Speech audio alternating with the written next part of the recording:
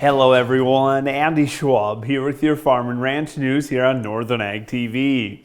Well, the scene from the elk fire yesterday was a sight of answered prayers. Check out these photos from the wide-eyed cameras near Burgess Junction yesterday afternoon with a winter storm advisory set to last until this afternoon.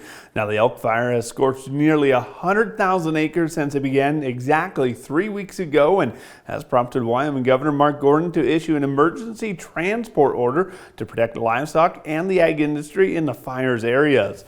He told me when I was at the governor's residence earlier this week, he is concerned about the appropriations set aside from Congress so Wyoming can battle the blazes this year and next summer. You know, now we're starting to see people time off those fires. So making sure we have those resources, making sure that we still have the funding there. This is going to be a battle for us going forward to make sure Congress gets the appropriations to the Forest Service and others just to keep those crews on. Really want to make sure we have that set up for next year too. Now, the USDA has set up 3 town hall meetings next week for livestock producers affected by the 2024 wildfires, with topics including what types of programs are available, how the USDA can assist, and how the producers can apply. Well, the Bureau of Land Management is seeking nominations for a new federal advisory committee that will help inform how the Bureau implements a public lands rule.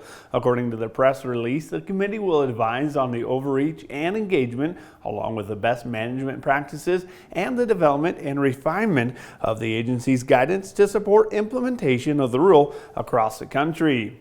Now, that 30-day nomination period is open now and until November 18th. And those nominations should include a resume providing an adequate description of the nominee's qualifications, including the information that would enable the Department of Interior to make informed decisions to meet the membership requirements of the committee, as well as appropriate contact information. And looking at the event calendar, today is the reunion for the NILE Merit Heifer program, which is celebrating 25 years.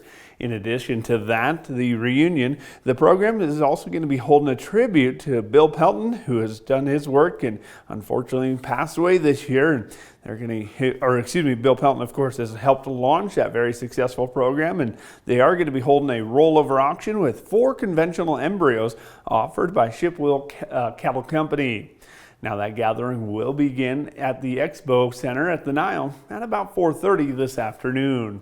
Let's take a little bit of a break, but we're going to come back in 30 seconds and look over your ag markets. From the beginning, we've worked closely with farmers. BNSF's ties to the agricultural community go back 175 years. Together, we've innovated to make the U.S. agriculture supply chain one of the most efficient and productive in the world.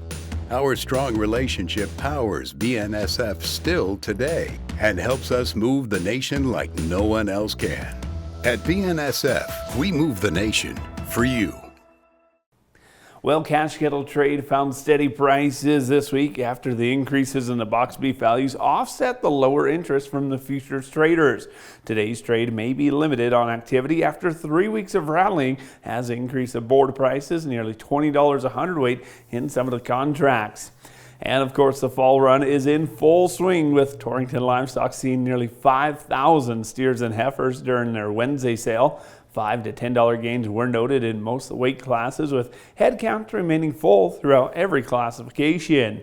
For the sheep sales at Sioux Falls Livestock, it was heavily influenced by the finished lambs this week, with a light test of the coal ewes helping draw the dollars back towards that dollar per pound price area. And the grain markets were able to overcome early morning weakness Thursday to close higher for the day.